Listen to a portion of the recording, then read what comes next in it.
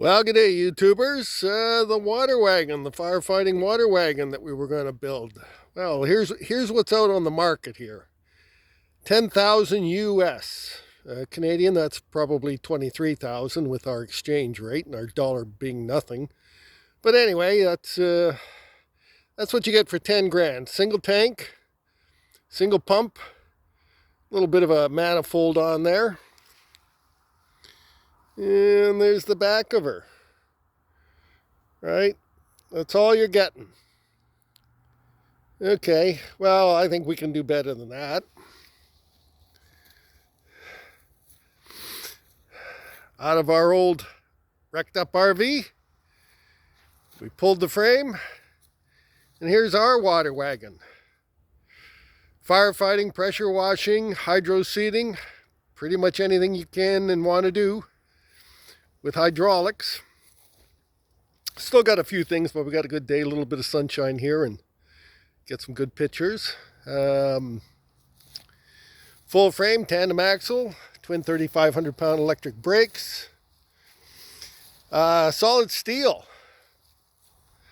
And we've got cargo box, suction pump, our 3/4 and 1 inch lines, twin tanks, real steel plate fenders. I don't know if you guys have ever seen when these tires grenade on the highway, they will just rip your fenders, your RV fenders, anything, you know, those little tin boat fenders to shreds. So we went 3/16 checker plate steel,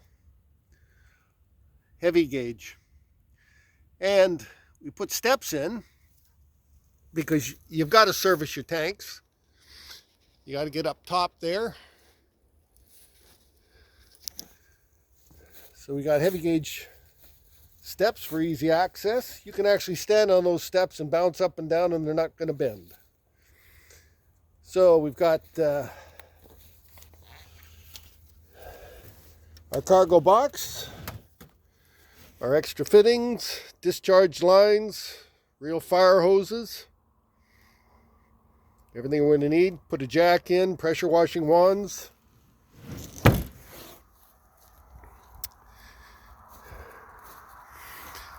Now, a lot of times, if you're working on the roads, right, you're going to have to park this thing and leave it unattended. And so you're going to need your wheel chocks. So we build those in. These are all the safety stuff that these guys kind of forgot to put in. Right? Because really, I don't think these guys have ever fought a fire. I don't think they've ever worked on a job site. They take a trailer, put a tank on and a pump and a little fancy manifold head, and they whip it out. Well, it's kind of a one-trick pony. So if you're working a road crew and watering the roads and keeping them clean, this thing's probably going to be parked. You don't want it attached to the truck all the time. So you've got to chalk the wheels. Right, make sure the thing doesn't move, and nighttime. Okay, sometimes you're working nights, sometimes you're fighting a fire at night, right? You're going to need lights. Well, these automatic go on your marker lights. You've got LED spotlights, so that's going to take care of all your hours. And stabilizer bars off the RV, which was a great thing. And we don't leave our pump sitting out exposed, right? Build a proper box for the darn thing. And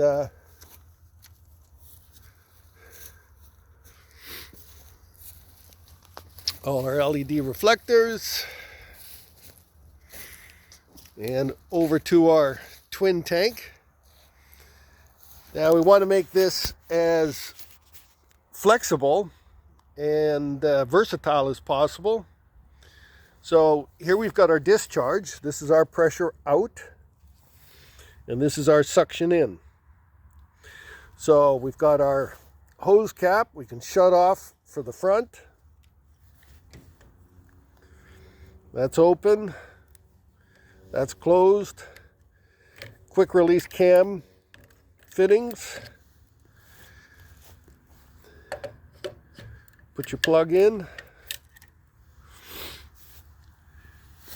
Pressure reading.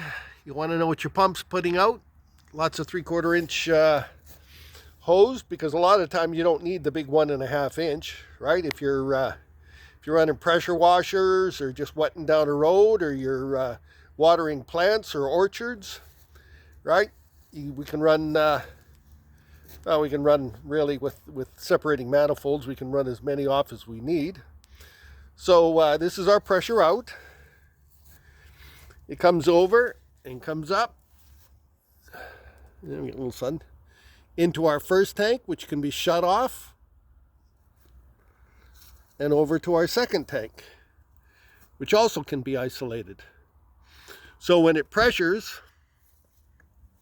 we can be running clear water, hydro seed, clear water, foam for fighting fires, and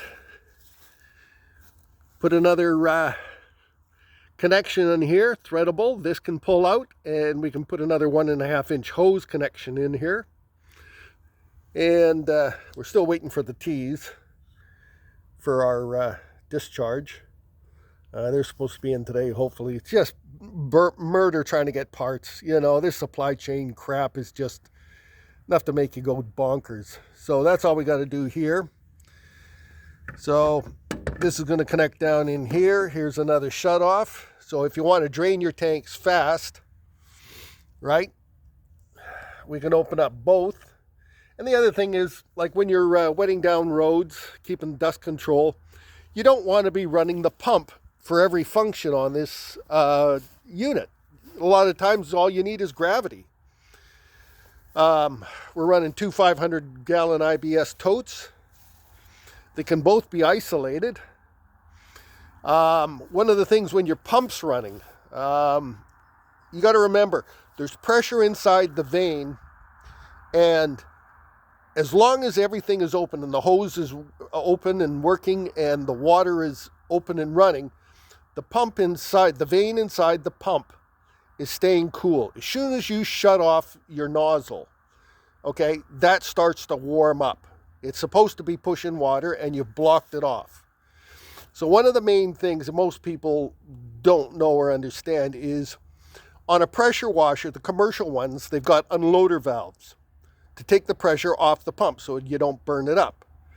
So when you're working this, and you don't want to waste water because water's the commodity here, you come up here and always make sure that you're open just a little bit. Okay, so if you do shut your hose off, you're now recirculating, which is bringing cool water into your pump, which will stop. You'll lose a little pressure, but that's why you've got your pressure gauge, and you can always see your distance out of your hose. And so with pressure, with shut-off valves down here on both discharge and your shut-offs up top, you're completely selectable on your tanks. You can recirculate, keep your hydro seed mixed and floating with your seed and peat moss, or you can change it over. You got pretty much any combination you need or want. And then again, once we get this, we can pull that out, discharge, switch that over to another 1.5 inches, so we can be running two 1.5 inch hoses, and put some cargo space up here.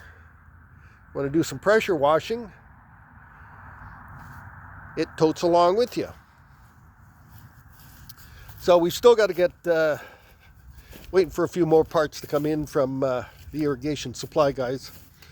We're going to put our drip tube in the back, so we can either pressurize it for dust control if you're working a construction site and they're trying to keep the dust down. You know, on those kind of situations, you don't want really pressurized water because that'll just kick up more dust It'll wet 70-80% of it, but if you're just gravity feed drip, then there's no dust and that pulls out. So then the next thing is our tanks, or our pumps. Here's our pump. Now, as I find out, they make several different kinds of pumps. This turns out to be a dewatering pump. From what I've dropped into, there's 3 specific types. There's dewatering pumps, there's trash pumps, and there's high pressure watering pumps.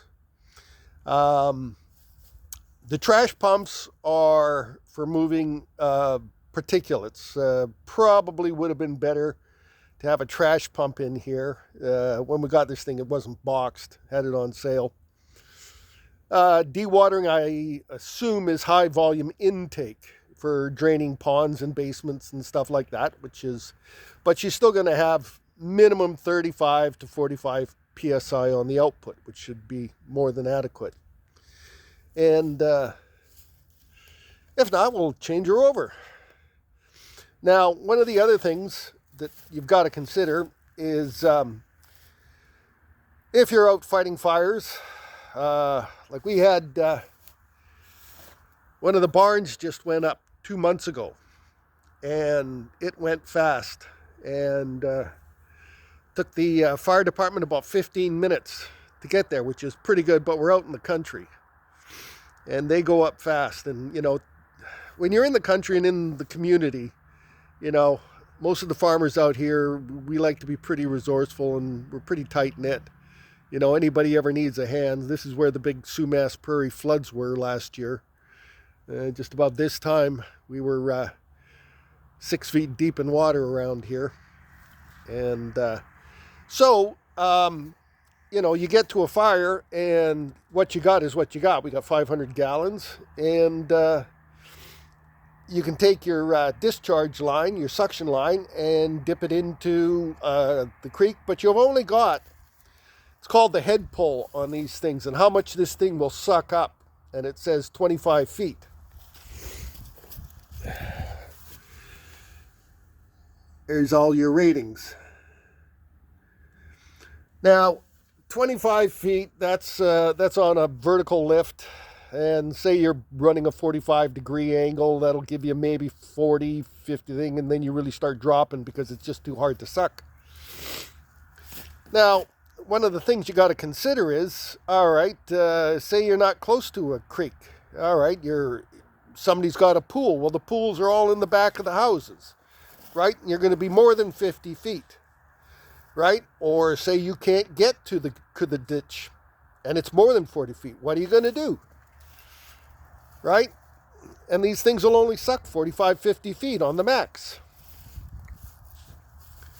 Well, what good are you? Now you're out of water. You got an empty gun, nothing to shoot. Well, you've got a water source, but it's 100 feet away. Well, what are you going to do? Well, you're packing 20, maybe 30 feet of suction line, and you can't reach it. So you're hooped. Well, the smart people just don't stop there. Okay, well, these things will suck 35, 40 feet, but they'll push 200 to 300 feet.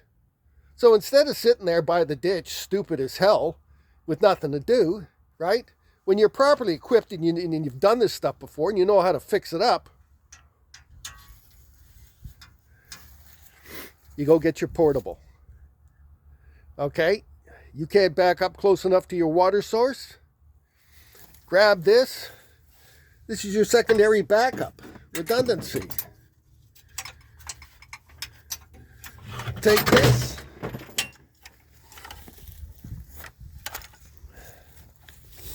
And now you can be 200 feet away. You can get to that swimming pool in the backyard.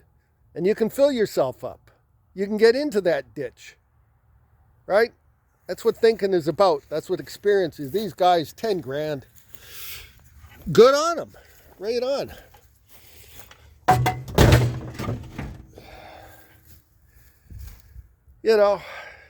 Experience. Oh, and there's our nozzle. Holy crap, guys, I'll tell you. Brass might as well be gold. That ain't cheap. Ball brass valve, 1.5 inch. That was $85. That brass nozzle, $95. Were all the fittings. That's $2.25. But for the main nozzle, I want that. I'll get one of them red plastic backups. Oh, and you're fighting fires. Well, I'll tell you one thing. You're a flippin' moron if you try and douse an electrical fire with water, right? You want to see the 4th of July? You just throw fucking water on a electrical fire, okay? And it's an emergency. You're coming in on a first responder. You're coming in on an emergency. You're going to need 5 minutes to set up, run your hoses, get everything charged and thing. Grab and go. ABC, electrical fire, it'll pull everything, right? Did they include that on that 10 grand one? Not at all, right? Nice little rack, keep your stuff. So this is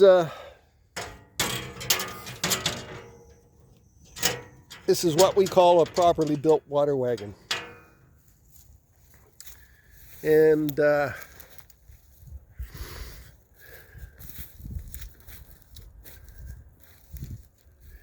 it's good to have the community well equipped. It's being independent, self-reliant, and resourceful. When you can help your neighbors out and help yourself out, you just build a stronger community. All the tools you're going to need: clean up, brush fighting, digging up the sparks and embers, being well equipped. Okay, guys, well, this project's just about done. A couple little things, and we'll stick her on the shelf with the rest of the stuff. And then on to the next. Okay, YouTubers, think smart and build up your neighborhood. Talk to you soon.